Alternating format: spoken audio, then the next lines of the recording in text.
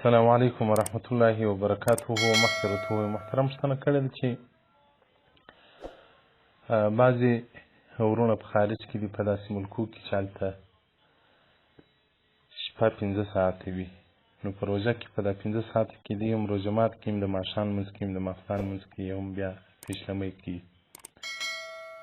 نو ډېر داسې وروڼه شته چې نو جومات د سهار د اذانو څخه بعد وکړي، نو چې پوښتنه ځینې وشي وایي نو زه څه وکړم؟ او له ښځو ته چې ووایه چې تاسو ولې دا عمل کوئ، نو خاوند راته ووایي د خاوند سره نو زه څه وکړم؟ بعضې بیا داسې وي چې په جمعه باندې لګیا وي اذان ورباندې وشي، نو وایي شرعاً د دې خلکو حکم څه دی؟ محترمه دا مسله به هم درته واضح کړم، او هغه څوک چې قصداً روژه خوري هغه به هم درته واضح کړم. دا چې اذان شروع وي دی د جمعه په حالت کې، دا مسله به بیا په آخر کې درته بیان کړم.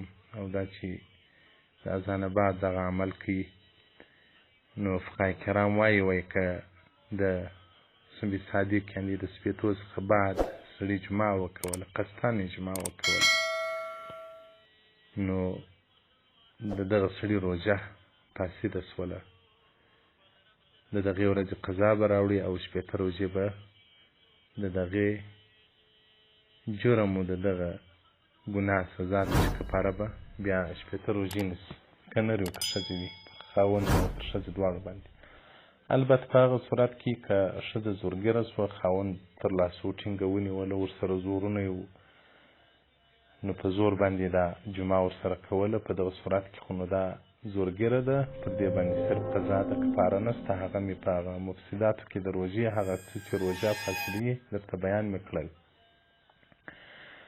محترمه د ابي امامه الباهلي رضی الله عنه څخه روایت دی، وایي ما د رسول الله صلی الله علیه وسلم څخه واورېدل، د رسول الله صلی مبارک ویل چې زه ویده وم، انا نائم، زه ویده وم، 2 نفر راله چې هغه ملایکې وې، نو بیا ولاځه وایي غره ته یې ودرولم چې دې غره ته ور پورته سه، وایي ما ورته وویل اني لا اطیقه، زه طاقت نه لرم چې دې غره ته پورته سمه. وایي هغه ملایکو راته موږ کومک درکوو.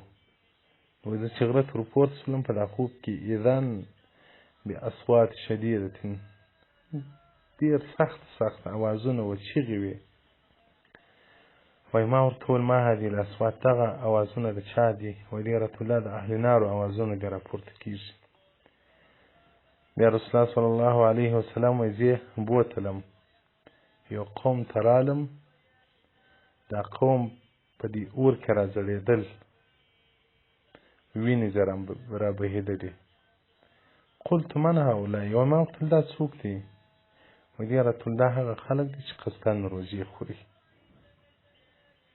قصداً روژې خوري، یا دا هغه خلک دي چې مخکې تر ماښام دی روژه خوري، ماښام ټیم لا نه وي داخل شوی روژه وخوري، او سهار صبح صادق سپېدې راپورته شي دی روژه وخوري، بېل عذره. او دغه رنګه د عبدالله بن عباس رضی الله عنه څخه روایت دی چې رسول الله صلی الله علیه وسلم مبارک وایي د اسلام قمیص له هغه چا څخه لرې سو، لڅ سو، چې هغه څوک د لا اله الا الله محمد رسول الله څخه انکار وکړي او صلات مکتوبه نه کوي او د رمضان روژه نه نیسي. رسول الله صلی الله علیه وسلم مبارک له دغو څخه یو که چا پرېښوي فهو بالله کافرون، په الله سره کافر شو، یعنې کفر مختاره کوي. د ده نه فرضي عبادت نه نفلي عبادت قبلیږي. خو زموږ مذهب دا دی چې قصداً یو څوک روژه خوري هغه کافر نه دی. دغه حدیث مبارکه چې راغلی دی دې ته تعویل ورکوي، نو کافر کېږي نه، خو عظیم ګناهګاره دی، عظیم مجرم دی. نو که دغه خور وي خاوند ته دې ځان په لاس نه ورکوي، ځکه رسول الله صلی الله علیه وسلم وایي اطاعت د مخلوق په سړی نه کوي، په نافرماني کې د الله جل جلاله. نو که بل وخت خاوند ورته وایي چې ته شراب وخوره هم بیا دا څښي، که بل وخت خاوند د بدو امر ورباندې وکړي چې لمونځ مه کوه هم بیا دا نه کوي. موږ ولې د خاوند په وجه باندې الله ناراضه کړو؟ موږ خو الله ناراضه کوو، د الله رسول ناراضه کوو چې خپل خاوند خوشحاله وي. نو محترمینو خوند اجتناب وکړي، پرهیز وکړي. دا یوه میاشت 30 ورځې دي. داسې جمعه ونیسي څه به وسي؟ بیا خو په روژه کې انسان وږي، شهوات کنټرول وي، بیا څنګه دغسې بد اعمال ترسره کېږي چې د اذان څخه بعد هم بیا جمعه کوي. نو خو ستا روژه نه ده. په اجتماع باندې هم دونه ډوډۍ وخورې چې ټوله ورځ دې هغه ټېغونه راخېږي. په روژه مات دونه ډوډۍ وخورې چې په تراوو کې بیا پر یوه کوناټي پر بل کوناټي باندې کېږي. نو شهوات خپله ژوندي دي. دا ته ځان وږی که، ځان تږی که. ایرکنډیشن موټر کې سپور، ایرکنډیشن کمره کې ژوند کوې، نو خود به د شپې پرتوب پر اوږه باندې ګرځوې. شهوات په دې راپارېدلي. د الله څخه خو بیره نشته، د الله د رسول څخه خو بیره نشته، قبر څخه خو بیره نشته. نو محترمینو په دې کې اجتناب وکړي. حدیث رقم 2 صفحه 15 الترغیب والترهیب من الحدیث شریف جلد نمبر 2. نو دا صورت چې دی جمعه کې اذان ورباندې وسي، نو په دې کې خو احتیاط دا دی، واجب دا دی چې تر رسول صادق له مخه باید سړی امساک وکړي، خوله بنده کړي، وخت معین کړي، وخت معلوم کړي. یو وخت د سړي څخه ساعت ته فکر نه وي سوی، مثلا جمعه شروع کړي، دلته اذان ورباندې شروع سي، نو کې دستي ځان وایستی، بیا هم شی ورباندې نشته. او که د اذان شروع له هغه څخه بعد یا هم بیا د عمل وکړي، نو بیا په دغه سړي باندې هم قضا شته، هم کفاره شته. او که د دا فکر و چې اذان نه دی سوی، جمعه یې وکوله، هغه اذان شروع شو، په دغه صورت کې صرف قضا ده، کفاره نشته. امداد الفتاح شرح د نور لزاح صفحه 246 کتاب الصوم. او دغه رنګه حاشیه تحتوي علی المراکل فلاح صفحه 450 کتاب الصوم.